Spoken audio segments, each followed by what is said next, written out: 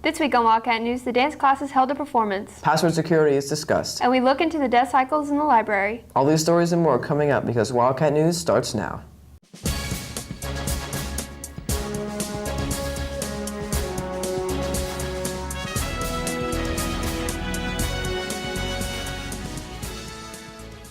Good morning, West Johnston. I'm Hannah Creech. And I'm Greyson Betz. On Sunday, March 26th, all the teams for the Final Four in the NCAA March Madness tournament were finalized. Gonzaga will play the University of South Carolina, and the University of North Carolina will play Oregon to decide who will play in the championship. Early morning on Sunday, March 26th, there was a shooting at the Cameo nightclub in Cincinnati, Ohio. 16 people were injured and 1 person was killed. The shooter has yet to be identified. In other news, the dance program held their annual dance show last week. The dance classes held their spring showcase Wednesday, March 21st. Sophomore Alara Roberts believes choreographing the show was different from dancing in it. Dancing is probably easier than choreographing because you just have to learn what the choreographer says and take their corrections. It's hard to memorize all those dances, but choreographing is super hard when you have limited time and you have to work with different skill levels. Roberts and sophomore Natalie Gaster say a lot of things were going through their minds throughout the performance. I love being up on stage. I love performing. I dance all the time. I mean, I get nervous before the show, but when I get up there, I kind of forget everything. I was really nervous for the show because I knew that if I messed up, it would be the end of the world. And I had a whole bunch of girls relying on me to make everything perfect. Gaster compares her experience in Dance 1 to her previous years in chorus. Dancing it involves everybody. And if one person messes up, it affects everybody. Whereas when you're singing, you have like 30 other people to back you up. Roberts was proud of her group. My girls really worked so hard and they did everything that I asked for, and I was actually surprised that I actually made that because I didn't think I could pull that off. I'm Landry Connors, Wildcat News. Did you know you're supposed to change your school Gmail password from the default? Yes, but some students aren't aware of that. Landry Connors reports. School passwords are set at a default of your name and birthday. Sophomore Andrew Kleitz discusses why it is a good idea for students to change theirs. I believe it's higher security. My dad's an IT guy and he deals a lot with firewalls and stuff, and he also believes that passwords should be personalized to us. Media coordinator Anissa Holm shares the steps on how to change your password. When you're in your Gmail, if you click on your avatar, there's going to be a blue button in the center that'll pop up that says My Account. And if you click there, on the left-hand side of the screen, you'll see a section that says Sign In and Security. And you can click there and scroll down and make your changes to your password. There are certain ways to make sure your privacy is protected. I think you should do a mix of symbols, numbers, capitals, lowercases, between 8 and 25 characters. The consequences of using someone else's information can affect one's future. We would consider that at the school level to be a violation not only of the acceptable use policy but also of the academic integrity policy. So that student would have their access to technology revoked. And yes, I think it would also reflect negatively on their ability to apply to colleges and get recommendations and move forward like that. Holm and Kleitz elaborate on how maintaining your digital integrity is important.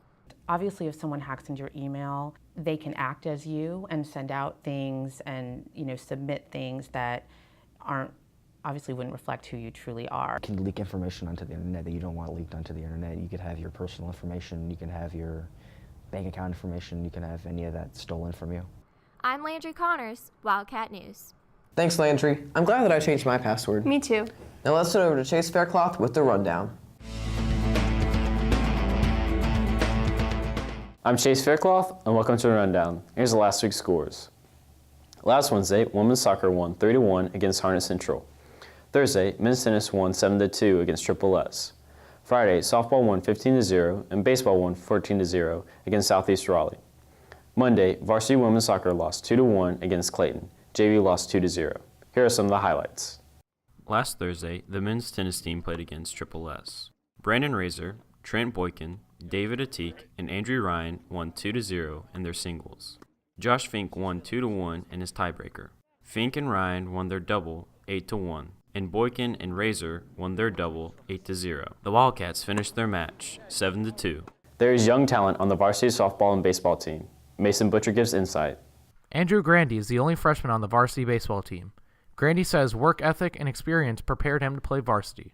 Having played with talented guys before definitely prepared me to play on varsity this year, and always working hard. Grandy believes being the youngest on the team comes with lessons to learn. It's definitely a humbling experience. Guys sometimes give me a hard time for it. It's at the end of the day, it's fun and enjoy it. Kaylin Tucker is a freshman on the varsity softball team. Tucker feels like playing with seasoned girls has impacted her experience. It's cool because I get to play with a lot of older girls, but at the same time it's like makes me nervous because I'm younger. Both Grandy and Tucker were uncertain if they were going to make varsity or not. I knew I had a little bit of a chance, but I'll do whatever to help the team win, whether that was on JV or varsity. I wasn't sure, so I was trying my hardest to try to make varsity, but I gave it my all. I didn't know if I was going to make it or not. Grandy believes that the chance to play on varsity has bettered him as a player. You have the opportunity to play better competition, and on varsity you definitely have to learn on the fly, being a young guy, and or else it'll definitely bypass you. Tucker thinks that people are impressed when they find out the level at which she competes at. I don't think I get more respect. I think people are just like, whoa, you're a freshman on varsity, and they just get more surprised, and they're like, wow, you must be really good. I'm Mason Butcher, Wildcat News. Thanks, Mason. Tonight, men's tennis is home and women's soccer is home. Thursday, softball and baseball are home. Monday, men's tennis is away and women's soccer is away. Tuesday, men's golf is away and softball and baseball are home.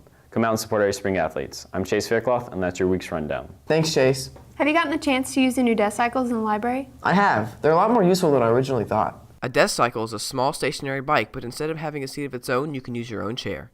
Our school's media center has 6 of these for student use.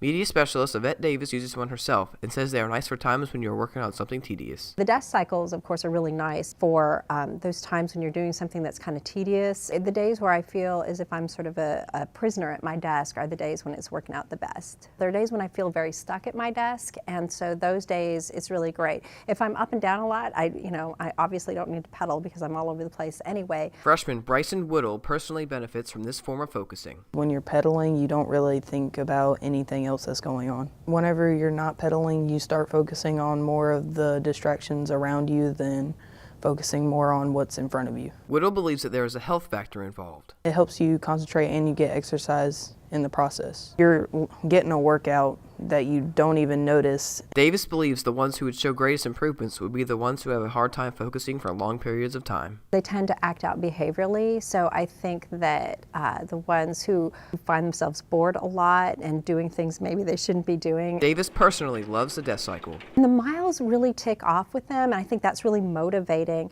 And I keep mine, it's not set really high. My goal isn't to get a cardio workout with it. For those of you who are interested, you can use them in the library during lunch. Well, that's all for us this week. If you have any comments, questions, or story leads, email us at wjstudentmedia@gmail.com or send us a tweet at wjstudentmedia. And if you want to watch Wildcat News at home, on the go, or catch up on past episodes, go to wjstudentmedia.com or subscribe to our YouTube channel. I'm Greyson Betz. And I'm Hannah Creech. Thanks for watching and have a great week.